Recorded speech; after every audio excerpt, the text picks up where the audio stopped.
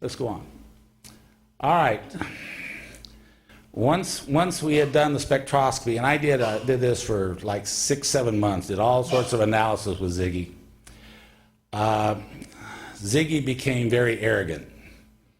He said, look at what I can do. I can prove that these elements exist. I'm going to be famous. And so he goes over to Germany and he talks to all his spectroscopical friends. And there was actually articles written in magazines about him over in Germany that he had discovered that these naturally occurring platinum metals were in Arizona. But he never could find anything that would analyze anywhere close to what he had analyzed for me. He analyzed the best material he found with analyzing 10 to 12 ounces per ton. Okay, mine was like 2,900 ounces per ton. Okay, big difference. Anyway, he said, Dave, you know, I'm going to work, I'm going to take this, I'm going to promote with it, I'm going to raise money. He went up to the Las Vegas area and worked with some people up there in Nevada. And then after working with the people in Nevada, I heard the information and moved up to Oregon, Washington area. I mean, it's just amazing how like spiderwebbed out the information after he started promoting with it. Unfortunately, Siegfried Brimmer has died and he isn't with us anymore, but it's part of my history, so I'm giving it. One of the problems we had, and I really can't be more specific, I want you to understand this, is the procedure according to the Soviet Academy of Sciences, the Vernadsky Institute for Precious Metal Research, that when you get the elements separated, you do a hydroxide precipitation, you drop it out of solution as a hydroxide, you filter it, water wash it, then you put this into a tube furnace. And a tube furnace is actually a quartz tube, glass tube, and it can be, you know, this size to this size, but the tube goes through a furnace that has a round opening in it. And you actually put the tube inside the furnace, then you take this little porcelain boat, or some people use metal boats, but porcelain, fire clay or whatever. Anyway, we were using high temperature porcelain boats. Put the powder that you just taken out of the solution, you put it in this boat, you take a little metal push and you push the boat into the center of the furnace, where it's in the heating zone. You put a stopper in the end of the tube, and then you hook up a glass line and then a rubber hose that brings oxygen, argon, hydrogen, whatever gas you want. Well, according to the Soviet Academy of Sciences, you heat it under oxygen up to 800 degrees, and it forms an oxide. And then you put an inert gas in there, usually argon, to get all the oxygen out, and then you put hydrogen in. And then you hydroreduce it for 15 to 20 minutes, and then you cool it down under hydrogen if you want a hydrogen compound, but if you want all the hydrogen out, you cool it under an inert gas like argon or helium. You cool down the ambient temperature, then you reach in and take the cork out, reach in and pull the sample out, and you put it on a scale and weigh it. Okay, we did this. But when we hydroreduce it and then cooled it under argon, we pull it out in the air, and we took this cool sample, which is now room temperature, and placed it on our scale, and we have a little digital scale that weighs down to micrograms. And we put it on the scale. But the weight of the scale just said the numbers are just running like this, like a slot machine. The weight is changing continually. And John says to me, Dave, when do I record the weight? Now? Now? And you know, this is just driving this PhD crazy. He said, Dave, this makes no sense. Well, if you actually take the sample and put it under a stereoscope, a microscope, you know, three-dimensional microscope, you actually can see that, and it's actually forming crystals and growing right here in front of your eyes.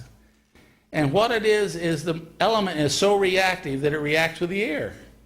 And so it's pulling oxygen and water and nitrogen out of the air and growing crystals right here before your eyes. And you can see them moving and turning and twisting and as they form. It's alive. It's alive, you know, it's crazy.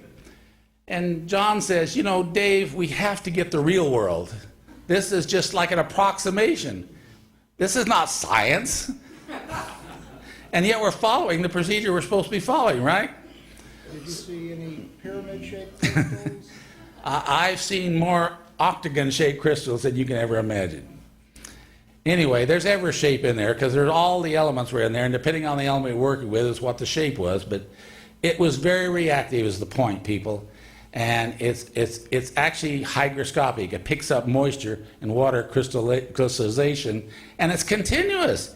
It continues on and on and on and on for an hour, 2 hours, 3 hours. The color is still changing.